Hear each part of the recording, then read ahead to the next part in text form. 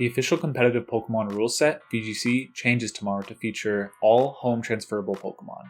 That includes incredibly strong legendary Pokemon from past generations such as Urshifu, Legends Arceus Pokemon like Ursaluna, and past favorites like Rillaboom. They'll all be playable for the first time with the new Terra mechanic in official battles. The in-game ladder changes from Regulation C, currently being played at North American Internationals, to Regulation D, tonight at midnight.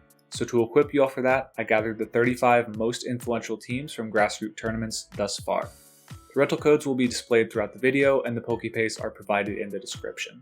Just as a note, many of these teams did not come with public rental codes originally, so I had to recreate them with my knowledge as a 4-time regional champion and veteran pro player. It took a lot of time and effort, so if you enjoy, please subscribe so I can share more of my knowledge. All that being said, let's get into the teams. So I've broken these teams down into archetypes just to organize how I talk about them a bit easier.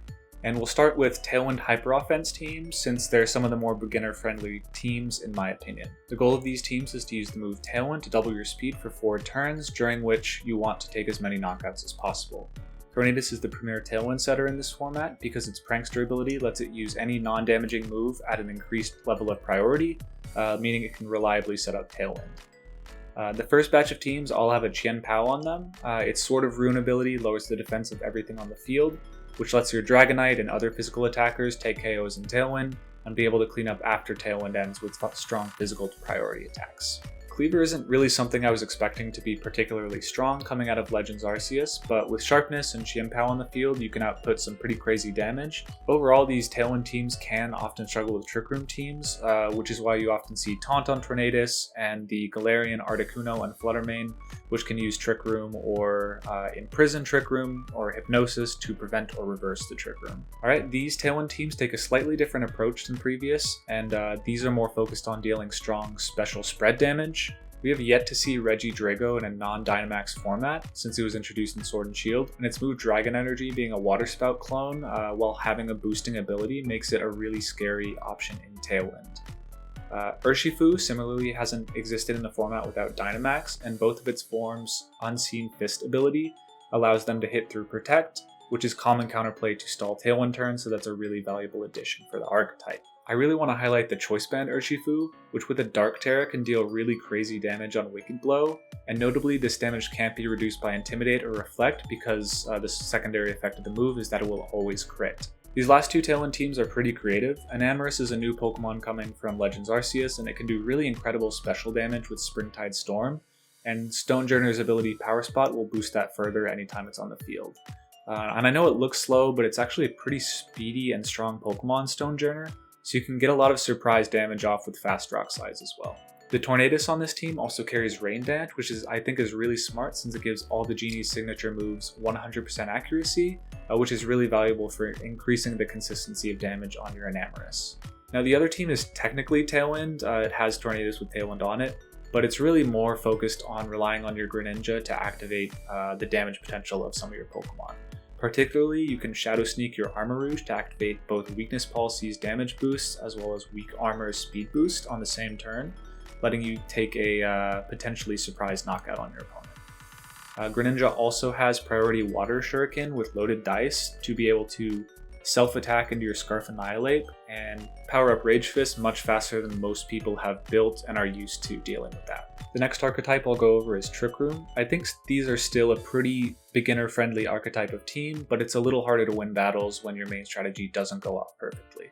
So Trick Room reverses the speed order for 5 turns, but since you always move last when using it, it's basically active for 4, kind of like Tailwind. This effect means that slower Pokemon now move first, and since faster Pokemon on opposing teams are typically built to be less bulky, you can try to take all your knockouts while Trick Room is on the field against opposing frail Pokemon.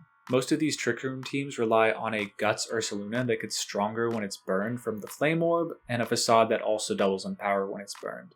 It's a crazy bulky and strong Pokemon, and because of those compounding boosts, it can really easily take knockouts on Pokemon even with neutral hits. On these first 2 teams, we see an Indeedee Armarouge combination, which really enables Armarouge to go for really strong spread attack expanding forces under Psychic terrain, and Indeedee just sits on the field either redirecting attention with Follow Me or boosting it further with Helping Hand. The first team also has a Torkoal and a Hisuian Lilligant, which is a new toy from Pokemon Legends Arceus. It's really quick out of Trick Room with its chlorophyll ability as long as sun is up, letting it put opponents to sleep with sleep powder before they can move. It can also let Torkoal move immediately after it with After You to use its really strong eruptions, or just deal really strong damage with its stab, Solar Blade in close combat. All of these teams actually have one really fast Pokemon on them, and the reason for this is when Trick Room goes down, you want to have a faster Pokemon that's able to close out the game in normal field conditions. The most interesting one here is probably the Choice Band Regieleki, which can either hit hard with Wild Charge or go for a really powerful Terra Normal Explosion next to its Ghost-type partner Basculegion. Onto some new Trick Room teams. These first two are fully committed to Trick Room with no fast Pokemon whatsoever. I want to highlight the Enamorous Therian, which has the ability Overcoat. This is a really valuable ability since it's one of the few abilities that really minimizes the impact Amoonguss can have on a battle. I mentioned Guts Flame Orb Ursaluna earlier, but that's also another benefit of that, is that if you are burned, then Amoonguss can't go for spores on you, which is really relevant. The Choice Band Glastrier is really cool as well. It has comparable stats to Ursaluna, so I'm interested in how that team plays offensively. Now the lower two teams are more of hybrids. The first has Trick Room, but the only slow Pokemon on it is Ursaluna, and the rest can be trained to function completely independent of Trick Room. This type of team is typically called soft Trick Room since it usually can play like more of a balanced team until later in the game when it can hit Trick Room and then get in your slow attacker and catch your opponent off guard. The last team is what I'd call a Tail Room team, which is a mix of Tailwind and Trick Room. Regidrago and Heatran don't naturally have crazy high or low speed, so they can be trained at a middling speed so they can still outspeed most Pokemon in Tailwind, but they'll underspeed all but really slow Pokemon in Trick Room.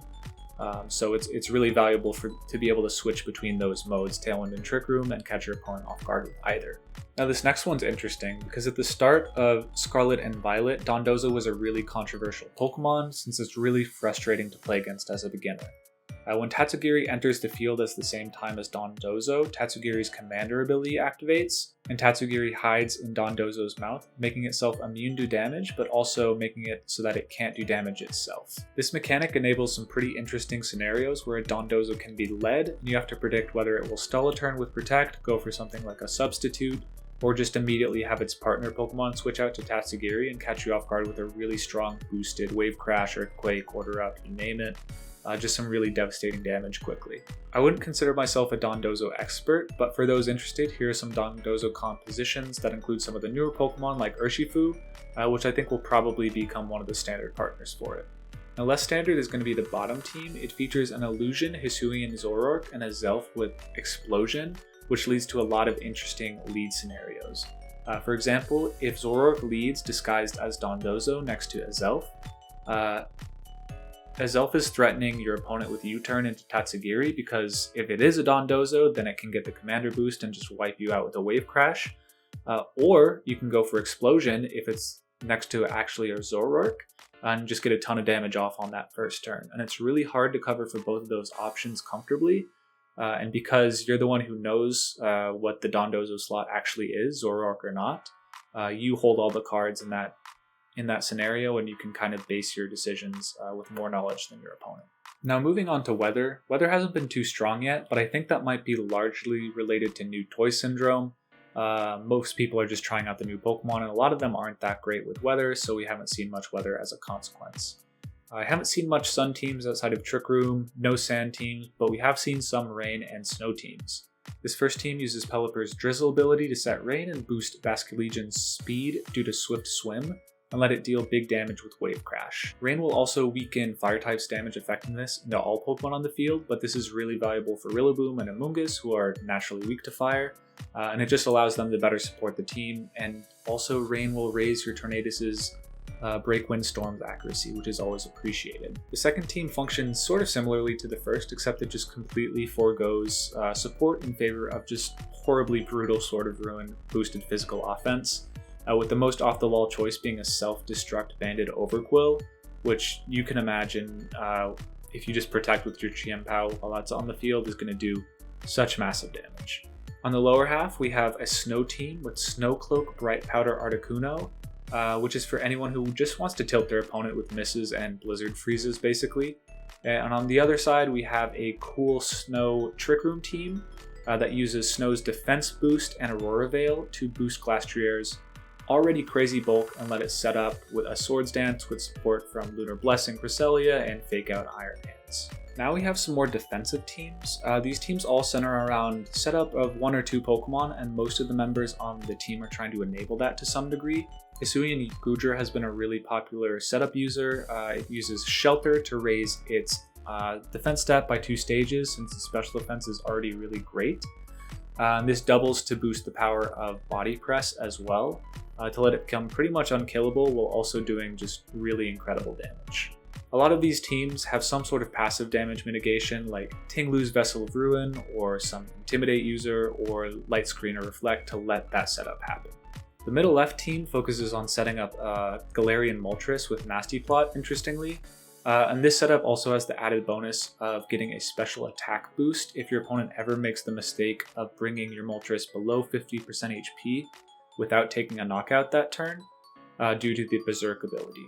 Lastly, we have Chestnut using Iron Defense and Body Press to similar effect as Goodra, but uniquely its ability Bulletproof gives it immunity to some pretty interesting moves like Shadow Ball and Sludge Bomb, so if you have a good Terra type against Fluttermane or something like that, you could be a solid counter in that particular matchup. Overall, these teams are pretty passive, and I'd only recommend them to more advanced players with lots of experience in resource management, because it can be easy to just set up, and then suddenly all 3 of the rest of your Pokemon are gone, and 4 against 1, it's pretty difficult even with a setup Pokemon to win that. This last set of teams are often called balance teams since they rely pretty minimally on speed control and more on just using fundamentally strong Pokemon, oftentimes with priority moves, to outposition your opponent, regardless of what their strategy is. These are the most flexible types of teams, but generally the most advanced and difficult to use because it requires a really precise knowledge and understanding of how to position your Pokemon against your opponent to win. These first 4 teams are similar to some of the Tailwind teams we saw earlier, with Chien-Pao on them to boost the damage output of physical attackers. You'll often see it paired with Rillaboom and Urshifu to boost their attacking power, and a Heatran usually fills out these teams just because it fills out a really defensively sound Fire-Water Grass core with Rillaboom, Urshifu, Rapid Strike, and Heatran. Rillaboom's Grassy Surge ability also sets grassy terrain on the field, which synergizes really well with Heatran since it has the power of Earthquake, which is otherwise 4 times super effective against Heatran. Many of these teams feature Thundurus, which can reduce special damage with Eerie Impulse, lower speed with Thunder Wave or Scary Face, and taunt opposing setup or speed control, which can be annoying to deal with when you have very little of your own. Overall, these teams have all won or come very close to winning large grassroots events in the best of 3 open team sheet environment, so they have very few holes, but require lots of precision and knowledge of what your opponent has to bring out their full potential. And next, these batch of balance teams are similar to the others in that they don't have a ton of speed control, but they're less focused on Chien-Pao enabling strong physical attackers. This first one was used by YouTuber Neil VGC in a large tournament to get 3rd place. It's the only team we've seen so far to have Palafin, since most people are favoring the Urshifu Rapid Strike form since it's immediately powerful, instead of Palafin, which requires a lot of finesse to switch in and out to get back to the hero form and really be dealing meaningful damage. It also features a Specs Regieleki, which is kind of off meta, despite what people were worrying. We haven't seen much Regieleki due to how frail it is, and the prevalence currently of priority in the meta reduces how potent its speed advantage otherwise would be. The second team features a Howl Arcanine next to the 2 bears, Urshifu and Ursaluna. They're both really scary Pokemon at neutral attack, so it's a cool combination to go for, especially since you can Howl your Ursaluna while you protect and then come out of that turn at +1 from the Howl and then a compounded +1 from the Guts Burn boost, so essentially you're at +2.25. And at that point you're just doing really ridiculous damage. This third team is a mix between balance and setup because it has a bulk up Annihilate and it's pretty defensive overall, but it has a lot of balance components. Like there's nothing really enabling your Rage Fist setup. You can U-turn yourself with Rillaboom, but that's not something you'll go for too often. It's really just going to be a positioning team where you're forcing your opponent to have to hit you eventually, lest you get too many bulk ups on Annihilate. The last team has a Hisuian Arcanine with Assault and Intimidate, so it's playing a more patient, chippy approach than what we kind of expected it to come into this format with, going for Rock Head Smashes, namely. This team looks like it's really centered around letting Goldango set up safely with Nasty Plot to go for really strong Make It Rains, and it clearly does a good job of it since it's won a big Italian grassroots tournament, I think 10-1 in record, so yeah, really dominant performance there. So that's going to do it for the rentals in this video, and for the Pokemon Showdown purists, I do have the pokepastes in the description, or for anyone just looking for the EVs for the rentals so you don't have to extract that yourself. Please subscribe to this video if you enjoyed. This video took a lot of coordination, including trading boxes full of Pokemon to other people, so that we would be able to share enough of the rentals that weren't public that you guys could get those in game. I really hope this video was helpful. Please subscribe if you enjoyed, and best of luck in Regulation D. Peace, y'all.